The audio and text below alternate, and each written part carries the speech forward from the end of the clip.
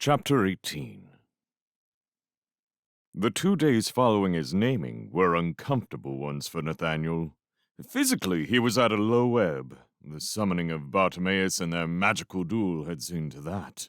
By the time he arrived back from his trip to the Thames, he was already sniffing slightly.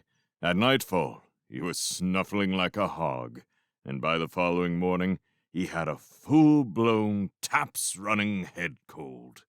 When he appeared wraith-like in her kitchen, Mrs. Underwood took one look at him, spun him on his heels, and sent him back to bed. She followed him up shortly afterwards with a hot water bottle, a pile of chocolate spread sandwiches, and a steaming mug of honey and lemon. From the depths of his blankets, Nathaniel coughed his thanks. "Don't mention it, John," she said. "I don't want to hear another peep out of you this morning. We have to get you better for the state address, don't we?" She glanced around the room, frowning. "There's a very strong smell of candles up here," she said. "And incense. You haven't been practicing here, have you?" "No, Mrs. Underwood." Inwardly, Nathaniel cursed his carelessness. He had been meaning to open the window to let the stench out, but he had felt so weary the evening before, it had slipped his mind. "That happens sometimes. Smells rise to the top of the house from Mr. Underwood's workroom." "Odd. Haven't ever noticed it before." She sniffed again. Nathaniel's eyes were drawn, as if by a magnet, to one edge of his rug, where to his horror he saw the perimeter of an incriminating pentacle peeping out. With a great effort of will, he tore his gaze away and broke into a vigorous fit of coughing. Mrs. Underwood was distracted. She passed him the honey and lemon. "Drink that, dear. Then sleep," she said.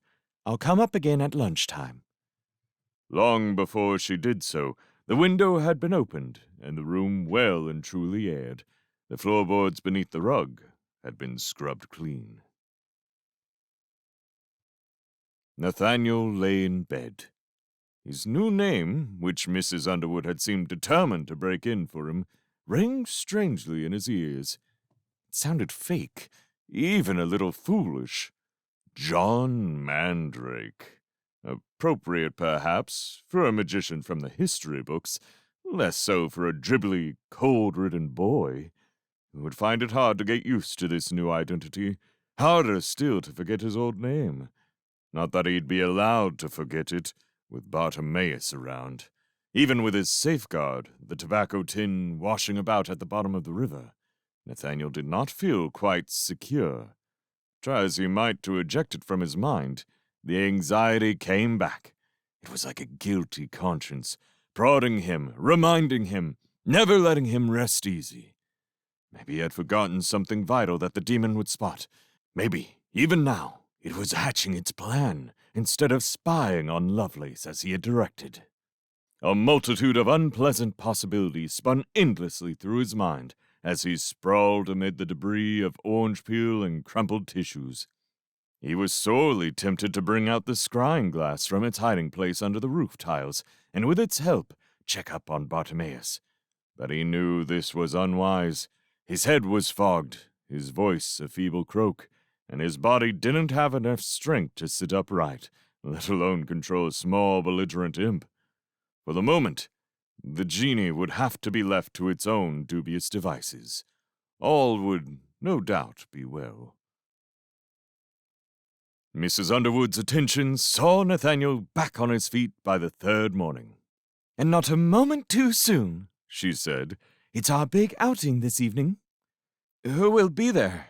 Nathaniel asked. He was sitting cross-legged in the corner of the kitchen, polishing his shoes. "The 300 ministers of the government, their husbands and wives, some very lucky named apprentices, and a few hangers-on, the lesser magicians from the civil service or military, who are close to being promoted, but don't yet know the right people. It's a good opportunity to see who's in and who's out, John, not to mention what everyone's wearing. At the summer gathering in June, several of the female ministers experimented with caftans in the Samarkand style. It caused quite a stir, but it didn't catch on, of course. Oh, Please concentrate, John. He had dropped his brush. Sorry, it slipped, that's all. Why Samarkand, Mrs. Underwood? What's so trendy about it? I'm sure I haven't the faintest idea. If you've finished your shoes, you'd better get on with brushing your jacket. It was a Saturday, and there were no lessons to distract Nathaniel from the thrill of what was to come. So, as the day wore on, he became possessed by a wildly mounting excitement. By 3 o'clock, several hours before it was necessary, he was already dressed in his smartest clothes and prowling back and forth about the house, a state of affairs that continued until his master put his head out of his bedroom and abruptly ordered him to stop. Cease your tramping, boy. You're making my head throb. Or would you prefer to remain behind this evening? Nathaniel shook his head numbly and descended on tiptoe to the library, where he kept himself out of trouble researching new constraining spells for middle-ranking Jean. Time passed agreeably, and he was still busy learning the difficult incantation for the jagged pendulum when Mr. Underwood strode into the room, his best overcoat flowing behind him. There you are, you idiot! I've been calling for you up and down the house. Another minute, and you'd have found us gone. Sorry, sir. I was reading. Not that book you weren't, you dozy fool. It's 4th level, written in Coptic. You'd never have a hope. You were asleep, and don't deny it. Right, snap to sharpish, or I really will leave you behind. Nathaniel's eyes had been closed at the moment his master walked in.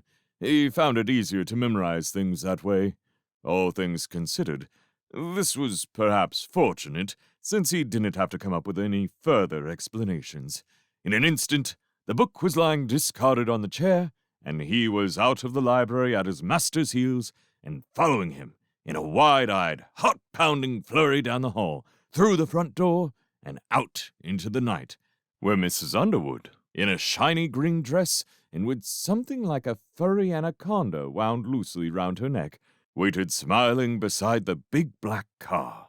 Nathaniel had only been in his master's car once before, and he did not remember it. He climbed into the back, marveling at the feel of the shiny leather seat and the odd fake smell of the pine tree odorizer dangling from the rear-view mirror. Sit back and don't touch the windows. Mr. Underwood's eyebrows glowered at him in the mirror. Nathaniel sat back, his hands contentedly in his lap, and the journey to Parliament began.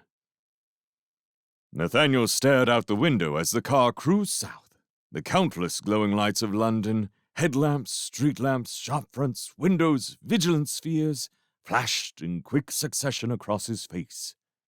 He gazed wide-eyed, blinking hardly at all, drinking everything in. Traveling across the city was a special occasion in itself. It rarely happened to Nathaniel, whose experience of the world was confined mainly to books.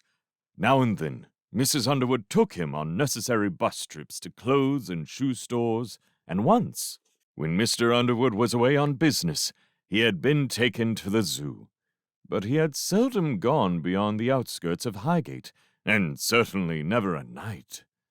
As usual, it was the sheer scale that took his breath away.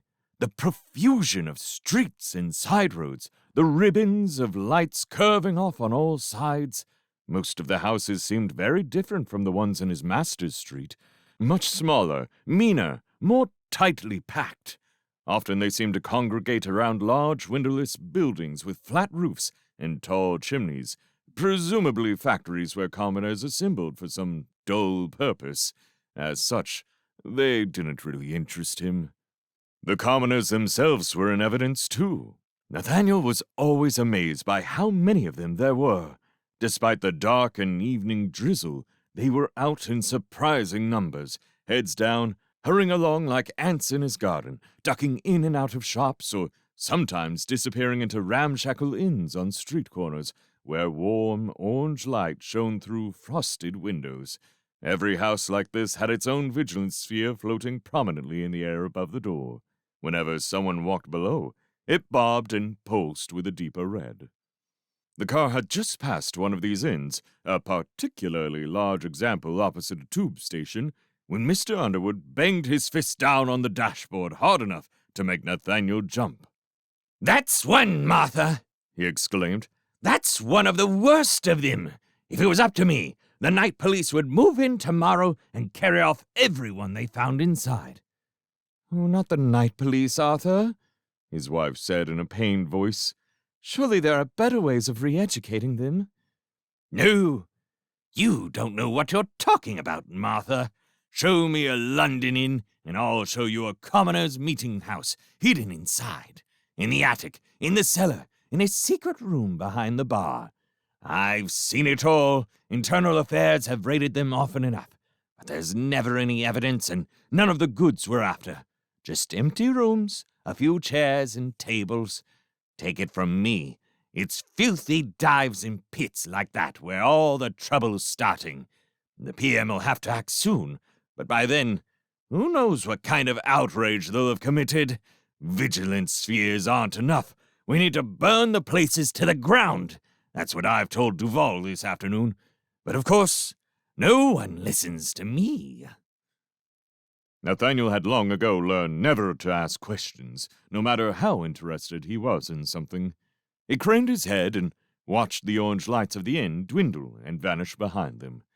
Now they were entering central London, where the buildings became even bigger and more grand, as befitted the capital of the empire. The number of private cars on the roads increased, while the shopfronts grew wide and gaudy, and magicians, as well as commoners, became visible strolling on the pavements. "How are you doing in the back, dear?" Mrs. Underwood asked. "Very well, Mrs. Underwood. Are we nearly there yet?" "Another couple of minutes, John." His master took a glance in the rearview mirror. "Time enough to give you a warning," he said. "Tonight, you're representing me. We're going to be in the same room as all the major magicians in the country, and that means men and women whose power you can't even begin to guess at. Put a foot out of line, and it'll ruin my reputation. Do you know what happened to Disraeli's apprentice?" "No, sir." "It was a state address, much like this one. The apprentice tripped on Westminster steps while Disraeli was being introduced to the assembly.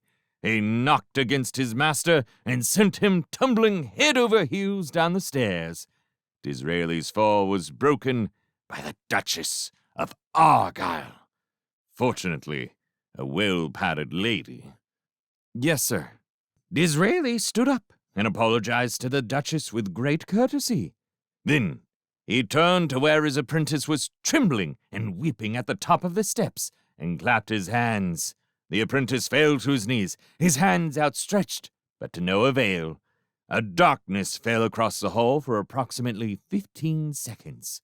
When it cleared, the apprentice had gone, and in his place was a solid iron statue in exactly the wretched boy's shape. In its supplicating hands was a boot scraper on which everyone entering the hall for the last 150 years has been able to clean their shoes. "Really, sir? Will I see it?" "The point being, boy, that if you embarrass me in any way, I shall ensure that there's a matching hat stand there, too. Do you understand?" "I do indeed, sir." Nathaniel made a mental note to check the formula for petrification. He had a feeling it involved summoning an afreet of considerable power. From what he knew of his master's ability, he doubted he would have the slightest chance of accomplishing this. He smiled slightly in the darkness. "Stay beside me at all times," Mr. Underwood went on. "Do not speak unless I give you leave, and do not stare at any of the magicians, no matter what deformities they may possess. And now, be quiet. We're there, and I need to concentrate." The car slowed. It joined a procession of similar black vehicles that moved along the broad gray span of Whitehall. They passed a succession of granite monuments to the conquering magicians of the late Victorian age and the fallen heroes of the Great War. Then, a few monolithic sculptures representing ideal virtues, patriotism, respect for authority, the dutiful wife. Behind soared the flat-fronted, many-windowed office blocks that house the imperial government. The pace slowed to a crawl. Nathaniel began to notice groups of silent onlookers standing on the pavements, watching the cars go by. As best he could judge, their mood seemed sullen, even hostile. Most of the faces were thin and drawn. Large men in gray uniforms stood casually further off, keeping an eye upon the crowds. Everyone, policeman and commoner alike, looked very cold.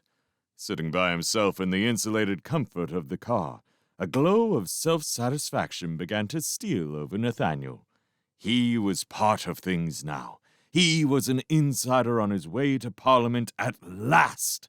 He was important, set apart from the rest, and it felt good. For the first time in his life, he knew the lazy exhilaration of easy power. Presently, the car entered Parliament Square, and they turned left through some wrought-iron gates. Mr. Underwood flashed to pass. Someone signaled them to go on. Then the car was crossing a cobbled yard and descending a ramp into an underground car park lit by neon strip lights. Mr. Underwood pulled into a free bay and switched off the ignition. In the back, Nathaniel's fingers dug into the leather seat. He was shaking with suppressed excitement. They had arrived.